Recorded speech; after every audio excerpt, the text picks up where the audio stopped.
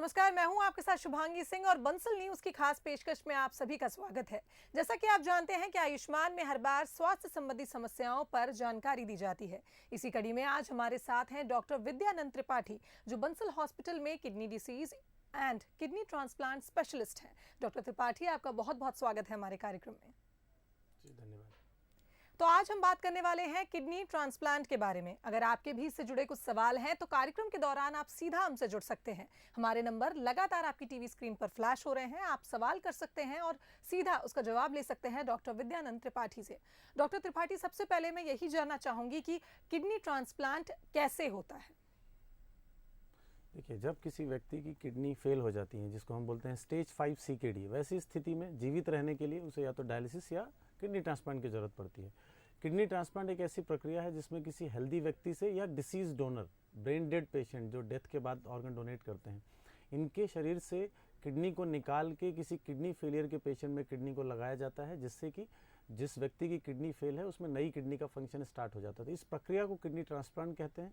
जो व्यक्ति किडनी देता है, जिसकी किडनी निकालते हैं, उसे डोनर, और जिसके शरीर में किडनी लगती है, जो किडनी फेलियर पेशेंट है, उसको रिसिपिएंट बोला जाता है। तो ये एक सर्जिकल प्रोसेस है, ऑपरेशन करके किया जाता है। क्योंकि किसी और की किडनी है, इसलिए किडनी को रिजेक्शन से बचाने के लिए कुछ दवाइयाँ लगती हैं, जिन्हें हम इम्यूनोसप्रेशन बोलते हैं। तो पहले इम्यूनोसप्रेस करने वाली दवाइयों को स्टार्ट किया जाता है, आपकी इम्यूनिटी कम की जाती है और आपके शरीर में दूसरे की किडनी प्रत्यारोपित कर दी जाती है। तो चूंकि इम्यूनिटी आपकी कम कर दी गई है, तो आपका शरीर उस किडनी को रिजेक्ट नहीं कर पाता। इस सिद्धांत पे इम्यूनोसप्रेशन ड्रग की हेल्प से ये किडनी लंबे समय तक चलती है और व्यक्ति एक नॉर्मल जिंदगी पाता है। इस पूरी प्रक्रिया को किडनी ट्रांसप्लांट कहते हैं।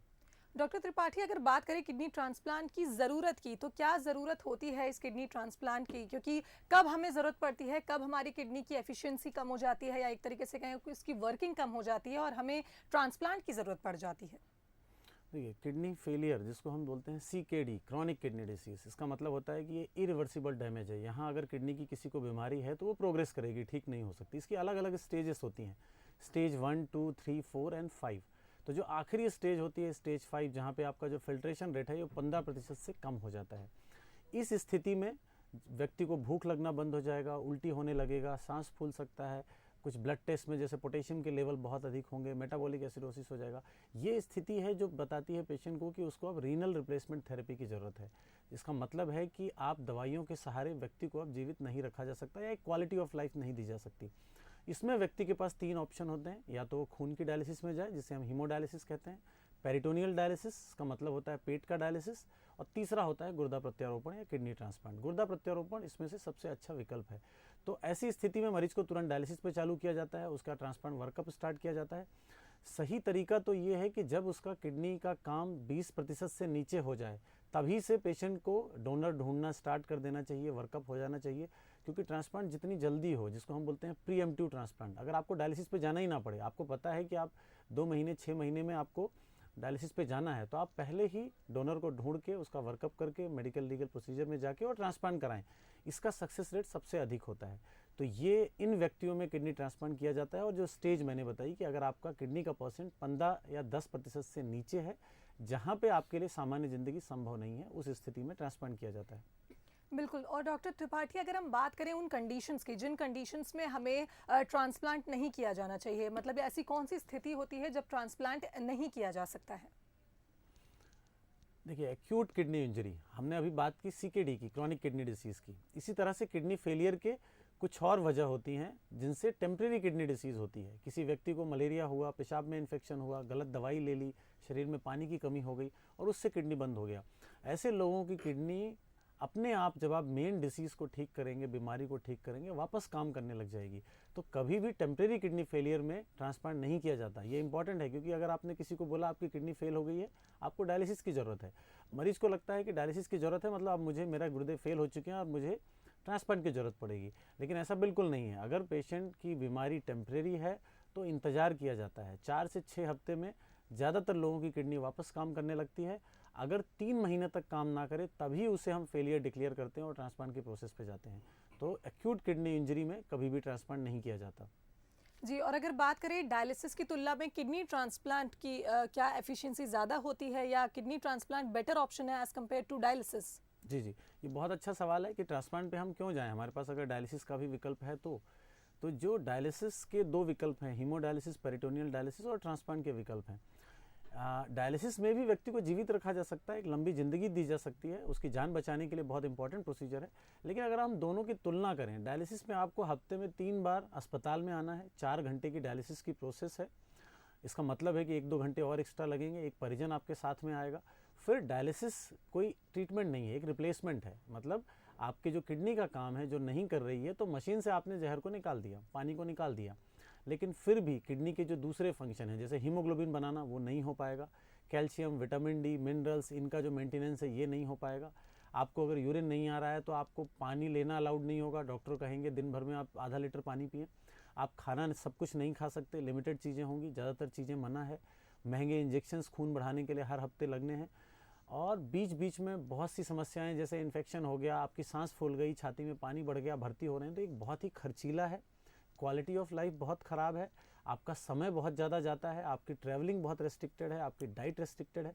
यहीं से तुलना आप ट्रांसप्लांट पे करें, आपको थोड़े एक्स्ट्रा प्रिकॉशंस चाहिए, इन्फेक्शन के डर होते हैं क्योंकि आप इम्यूनोसप्रेशन पे होते हैं। अदरवाइज़ आपकी ज़िंदगी बिल्कुल नॉर्मल है, आप सब कुछ खा सकते हैं, पी सकते हैं। स्टार्टिंग के आप 3 से 6 महीने को अगर छोड़ दें तो आप ट्रैवलिंग कर सकते हैं, आपको किसी भी हीमोग्लोबिन बढ़ाने के इंजेक्शन की ज़रूरत नहीं है, कैल्शियम के ट्रीटमेंट की ज़रूरत नहीं है। तो एक तरह से ये एक नॉर्मल की तरह है, आपको एक फीलिंग आएगी कि मैं एक नॉर्मल व्यक्ति हूँ, लेकिन डायलिसिस में आप नॉर्मल की फीलिंग नहीं ले सकते। सर्वाइवल पे आते हैं हम, कि अगर एक डायबिटीज़ का पेशेंट जिसकी किडनी फेल हो चुकी है और वो डायलिसिस पे है, 5 ईयर सर्वाइवल इज़ 20% ओनली। इसका मतलब है कि 5 साल बाद 100 में से सिर्फ 20 लोग ही जीवित बचेंगे। वहीं ट्रांसप्लांट में आप सोचें तो 1 ईयर सर्वाइवल 95% है, 5 ईयर ग्राफ्ट सर्वाइवल है 80 से 85%, और 10 साल में ये 70 से 75%।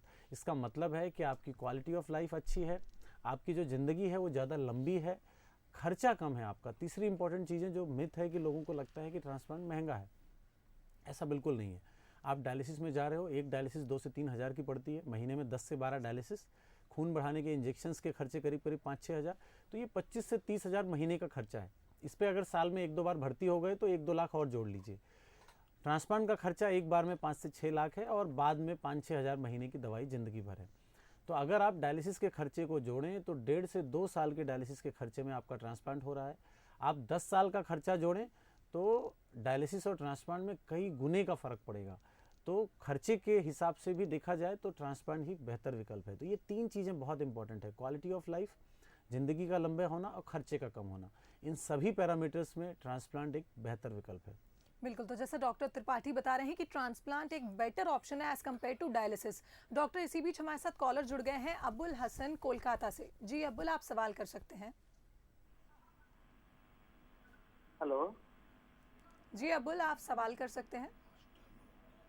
हाँ जी सर, मैं तो किडनी का पेशेंट है। मेरा क्रिएटिनिन 3.9 तक गया था। अभी मेडिसिन खाते खाते 1 ईयर हो गया, 15 मंथ हुआ।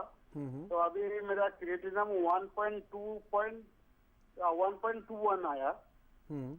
हीमोग्लोबिन 8.9 था, लास्ट महीना किया था, वो 11 आया हीमोग्लोबिन।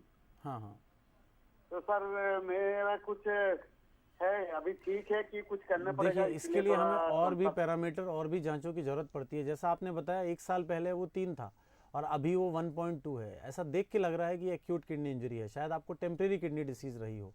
लेकिन टेम्परेरी किडनी डिसीज़ साल भर तक नहीं चलती। इसका मतलब है कि आपको जब ये क्रिएटिनिन बढ़ा था उसके कुछ ही दिन बाद, शायद 1 महीने 2 महीने बाद ये क्रिएटिनिन नॉर्मल आ गया था।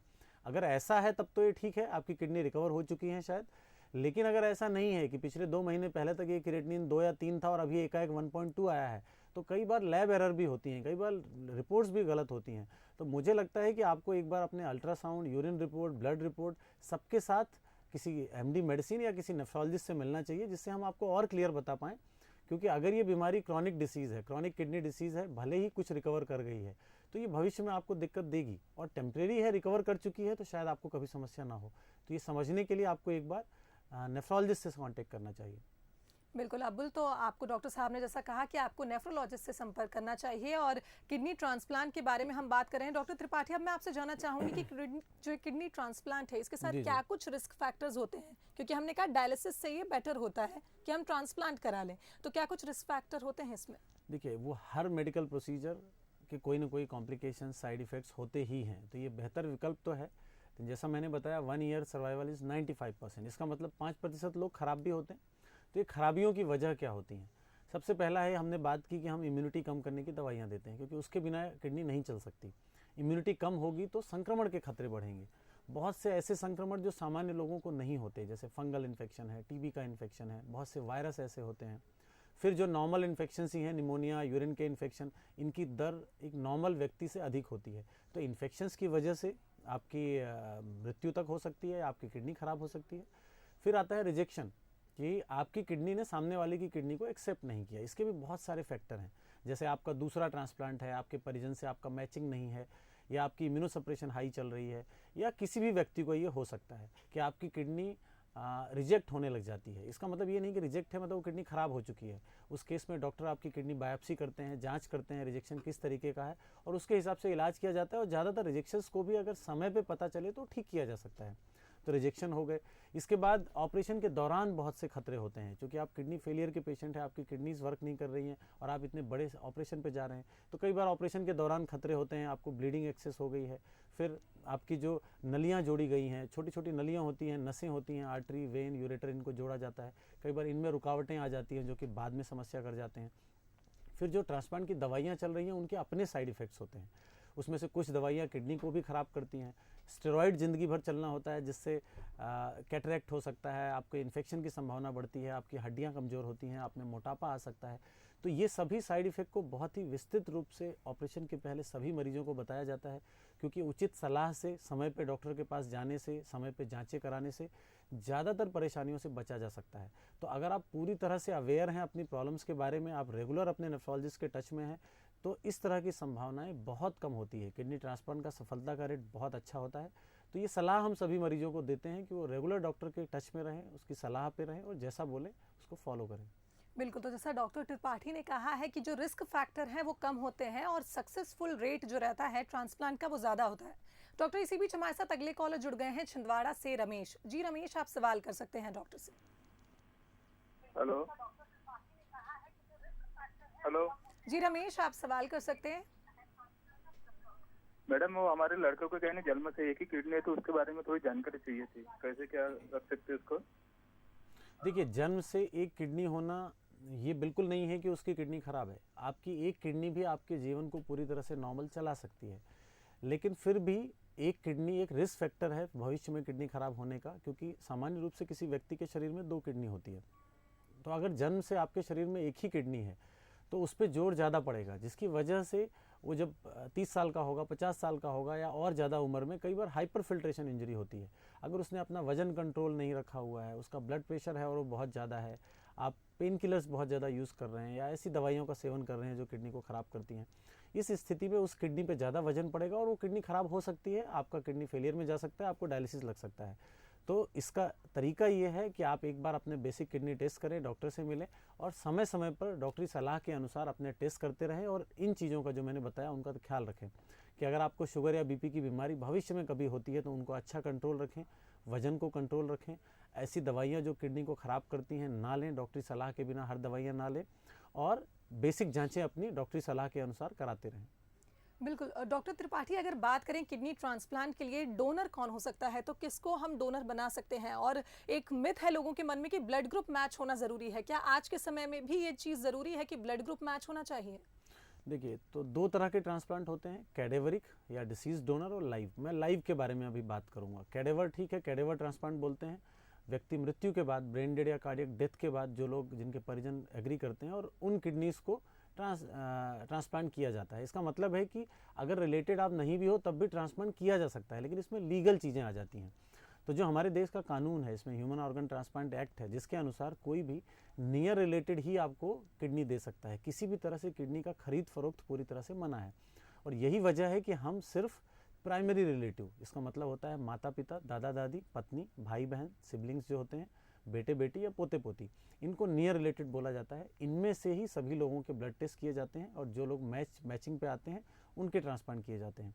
अगर परिवार में कोई भी व्यक्ति फिट नहीं है, जैसे डायबिटीज़ है और घर में ज़्यादातर लोगों को डायबिटीज़ है, कोई डोनर नहीं है, तो हम दूसरे प्राइमरी रिलेटिव्स में भी जाते हैं, कई बार चाचा, बुआ, ताऊ, आपके अगर आपके नियर रिलेटेड में कोई नहीं मिल रहा है तो यहाँ तक जा सकते हैं। डिस्टेंट रिलेटिव या अनरिलेटेड ट्रांसप्लांट संभव नहीं है, या वो कानूनी रूप से कानून हमारा उसको अलाउ नहीं करता। अब दूसरी चीज़ों पे आते हैं हम, ब्लड ग्रुप जो आपने पूछा। ब्लड ग्रुप कंपैटिबिलिटी बहुत लंबे समय तक ट्रांसप्लांट के लिए एक ज़रूरी प्रक्रिया थी कि ब्लड ग्रुप मैच करना चाहिए। इसका मतलब है कि बी ग्रुप वाले को बी देगा या ओ देगा, ओ यूनिवर्सल डोनर है और A B group universal acceptor है। लेकिन आजकल ये ज़रूरतें नहीं है, पिछले बहुत सालों से 20 साल हो चुके होंगे, 30 साल हो चुके होंगे जब A B O incompatible transplant होते हैं, जहाँ बिना ब्लड ग्रुप मैच के भी ट्रांसप्लांट संभव है। इस प्रोसेस में हम क्या करते हैं, जो व्यक्ति है जिसकी किडनी फेल है उसको प्लाज्मा फेरेसिस के माध्यम से उसके शरीर की जो एंटीबॉडी होती है ब्लड ग्रुप की, जो दूसरे ब्लड ग्रुप के अगेंस्ट है, उसको निकाल दिया जाता है। कुछ इंजेक्शंस दिए जाते हैं जिससे एंटीबॉडी का जो प्रोडक्शन है वो कम हो जाए और ट्रांसप्लांट कर दिया जाता है। इस ट्रांसप्लांट का सफलता का दर भी करीब करीब एबीओ कंपैटिबल जो ब्लड ग्रुप मैच ट्रांसप्लांट के बराबर हैं। सिर्फ डिफरेंस क्या है, एक तो आपका खर्चा बढ़ जाता है क्योंकि प्लाज्मा फेरेसिस और इससे 4 से 5 लाख का एक्सपेंस एक्स्ट्रा होगा। ट्रांसप्लांट के दौरान थोड़े रिस्क एडिशनल होते हैं क्योंकि आप प्लाज्मा फेरेसिस में जाते हो, आपका इम्यूनो सप्रेशन जो है वो थोड़ा एडिशनल होता है, तो कुछ इन्फेक्शन की रिस्क होती है।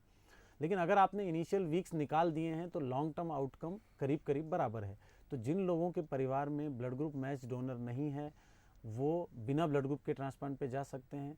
एक और अच्छा ऑप्शन है वो स्वैप ट्रांसप्लांट पे जा सकते हैं। अगर मरीज का ग्रुप ए है और उसकी पत्नी का बी है, इस तरह से एक दूसरा परिवार है जिसमें मरीज बी है और डोनर उसका ए है, आप दोनों परिवारों के बीच में एक्सचेंज कर सकते हैं और ये कानूनी रूप से अलाउड है। तो इसको बोलते हैं स्वैप ट्रांसप्लांट, जो कि हम बंसल अस्पताल में पिछले साल से लगातार swap transplant, ABO incomplete transplant कर रहे हैं। तो जिन लोगों के पास मैचिंग नहीं है उनके पास ये विकल्प हैं, वो नेफ्रोलॉजिस्ट से आके इसके बारे में बात कर सकते हैं। बिल्कुल, तो ये मिथ है कि हम अगर ब्लड ग्रुप मैच नहीं कर रहा है तो इस कारण से डोनर नहीं, अगर एक्सेप्टर को अपनी किडनी नहीं दे सकता और ट्रांसप्लांट नहीं हो सकता। डॉक्टर त्रिपाठी, अगर बात करें डोनर की तो आइडियल और मार्जिनल डोनर कौन होते हैं? जानना चाहूँगी कि डोनर्स में भी टाइप्स होते हैं। देखिए, डोनर, आइडियल डोनर का मतलब है, था हमने क्राइटेरिया लिया 18 से 65 साल का कोई भी व्यक्ति जो पूरी तरह से हेल्दी है, जिसको डायबिटीज़ नहीं है, जिसको बीपी नहीं है, जिसको किसी भी तरह की मेजर बीमारी नहीं है, इसको बोलते हैं आइडियल डोनर। लेकिन जब आप आइडियल डोनर पे जाते हो, आप देखोगे इतने बड़े नंबर में पेशेंट डायलिसिस में हैं और ज़्यादातर लोग ट्रांसप्लांट इसलिए नहीं करा पाते कि उनके पास डोनर नहीं है। इसलिए समय के साथ ये मार्जिनल डोनर का कॉन्सेप्ट चला है जो कि बहुत सक्सेसफुल है। मार्जिनल डोनर का मतलब है अगर किसी व्यक्ति को बीपी की बीमारी है लेकिन बीपी कंट्रोल्ड है, उस ब्लड प्रेशर से उसकी किडनी और हार्ट में, आँखों में कोई समस्या नहीं है, तो वो डोनेट कर सकता है। सिर्फ हम मार्जिनल डोनेशन अटेंडेंट को ये समझाते हैं कि आगे आपको बीपी कंट्रोल रखना है, ध्यान रखना है, वजन कंट्रोल रखना है, नहीं तो भविष्य में डोनर की भी किडनी खराब होने का रिस्क रहेगा। इसी तरह से किसी व्यक्ति की किडनी में नसें 2 या 3 है, किसी एक किडनी में स्टोन है या सिस्ट हैं जो गुब्बारे बन जाते हैं, तो इस तरह की चीज़ों में ये फिट डोनर में तो नहीं आते, लेकिन मार्जिनल डोनेशन किया जा सकता है। और आजकल हम देखें तो 30% से ज़्यादा हमारे डोनर हैं वो मार्जिनल होते हैं और उनमें भी सक्सेस रेट बहुत अच्छा होता है। तो ये डिफरेंस है हेल्दी और मार्जिनल डोनर पे कि बिल्कुल अगर सारे पैरामीटर्स में मैच पेशेंट नहीं करता है तो उसको हम मार्जिनल बोल देते हैं, लेकिन वो अनफिट भी नहीं है, तो मार्जिनल डोनेशन भी संभव होता है। बिल्कुल। और डॉक्टर त्रिपाठी, अगर बात करें कॉस्ट की तो ट्रांसप्लांट में क्या कॉस्ट रहता है, कितने में किडनी ट्रांसप्लांट हो जाता है, और अगर इसके सक्सेस रेट की बात करें तो वो कितना रहता है? देखिए, अगर ब्लड ग्रुप मैच्ड परिवार का एक डोनर है आपके पास, जो माता पिता भाई बहन है जिनमें जेनेटिक रिलेशनशिप भी है, माँ बाप हैं उनमें 50% डीएनए मैच करता है, सिबलिंग्स में कई बार पूरा मैच करता है, कई बार 50% करता है, ऐसी स्थिति में पूरा खर्चा ट्रांसप्लांट का करीब करीब 5.5 से 6 लाख होता है। अगर डोनर वाइफ है या आपके चाचा मामा हैं जिनमें मैचिंग नहीं है ज़्यादा, तो ऐसे केस में हम इंडक्शन यूज़ करते हैं, 1 से 1.5 लाख का इंजेक्शन एक्स्ट्रा लग जाता है, तो ये खर्चा 7 से 7.5 लाख आ जाता है। तीसरा आ गया आपका बिना ब्लड ग्रुप का ट्रांसप्लांट, जिसमें मैंने बताया 4 लाख 5 लाख एक्स्ट्रा कीजिए तो करीब करीब 10 से 12 लाख, तो ये कुल खर्चा ट्रांसप्लांट का होता है। दूसरा सवाल था आपका दूसरा सवाल क्या था? सर, मैंने आपसे पूछा था कि इसका सक्सेस रेट कितना होता है? ट्रांसप्लांट का success rate 1 year success rate होता है 95%, लाइव रिलेटेड ट्रांसप्लांट का 5 ईयर होता है 80 to 85 एंड 10 ईयर 70। फिर भी बहुत सारी चीज़ें और फैक्टर होते हैं जो सक्सेस रेट को डिसाइड करते हैं, जैसे कि कैडेवरिक, जो ब्रेन डेड पेशेंट है, जो डेड पेशेंट की किडनी लेते हैं, उनका सक्सेस रेट थोड़ा सा कम होता है। जहाँ आप 95 बोल रहे हैं वहाँ 90 बोल सकते हैं, जहाँ 80 है वहाँ आप 70 बोल सकते हैं, क्योंकि वो मार्जिनल किडनी होती हैं। जब ब्रेन डेड कोई पेशेंट होता है तो उसमें किडनी को ट्रांसप्लांट करने और निकालने के बीच में एक गैप होता है। बहुत सारे पैरामीटर्स पहले से क्लियर नहीं होते, जांचें नहीं होती, तो उनमें थोड़ा कम होता है। डायबिटिक में नॉन डायबिटिक के कंपेयर में थोड़ा कम होता है। मार्जिनल डोनर है तो थोड़ा सा रिस्क होगा। तो इस तरीके से बहुत माइनर चेंजेस भी होते हैं अलग अलग डोनर, अलग अलग मरीज प्रोफाइल पे, पर मोटा मोटा स्टडीज़ बताती हैं कि रिजल्ट बहुत अच्छे हैं। करीब करीब 70 से 75% 10 ईयर सर्वाइवल होता है। बिल्कुल डॉक्टर त्रिपाठी, अंत में आप हमारे दर्शकों से क्या कहना चाहेंगे, और साथ ही जिनका ट्रांसप्लांट हो चुका है उनको क्या प्रिकॉशंस लेना चाहिए, ये भी हम जानना चाहेंगे। पहले तो उन सभी मरीजों को जो किडनी फेलियर है, जिनको जो डायलिसिस पे हैं, उनको मैं सुझाव दूंगा कि वो डरे नहीं, क्योंकि बहुत ज़्यादा मिथ हैं लोगों में ट्रांसप्लांट को लेके, बहुत डर है, और कई लोगों के डोनर होने के बाद भी ट्रांसप्लांट पे नहीं जा रहे हैं। तो वो पहले इन बातों को समझे जो मैंने बताया कि हर तरफ से, हर पैरामीटर से ट्रांसप्लांट एक बेहतर विकल्प है। ट्रांसप्लांट आपको नॉर्मल ज़िंदगी दे सकती है, आपके अंदर वो फीलिंग ला सकती है कि आप एक नॉर्मल व्यक्ति हैं, आप सारे काम कर सकते हैं जो कि एक नॉर्मल व्यक्ति कर सकता है। जिन लोगों का ट्रांसप्लांट हो चुका है उन्हें मैं सलाह दूंगा कि वो रेगुलर चेकअप्स करें। कई बार क्या होता है, आपकी किडनी नॉर्मल चल रही होती है, आपको लगता है आप बिल्कुल ठीक हैं, तो आप लापरवाही करने लगते हैं, आप दवाइयाँ छोड़ देते हैं, आप डॉक्टर से नहीं मिलते। और इंडिया में मैक्सिमम ट्रांसप्लांट खराब होने का वजह यही है, पुअर कंप्लायंस, डॉक्टर की सलाह ना मानना। तो आप अपनी साफ़ सफाई का ध्यान रखें, खाना साफ़ सुथरा खाएं, अननेसेसरी बाहर की चीज़ें ना खाएं, और डॉक्टर ने जैसा बताया है 3 महीने में एक बार, महीने में एक बार डॉक्टर के पास जाएं, भले आप नॉर्मल है उसको दिखाएं, और उसकी जो भी एडवाइस है उसको रेगुलरली ध्यान रखें, फॉलो करें। डॉक्टर त्रिपाठी, आप हमारे कार्यक्रम में आए और किडनी ट्रांसप्लांट से जुड़ी इतनी सारी जानकारी दी, उसके लिए आपका बहुत बहुत धन्यवाद। जी धन्यवाद। तो इसी के साथ हमारी खास पेशकश में फिलहाल इतना ही। कल फिर हाजिर होंगे एक नई स्वास्थ्य संबंधी समस्या को लेकर, साथ ही बताएंगे उसके उपाय। दीजिए इजाजत, नमस्कार।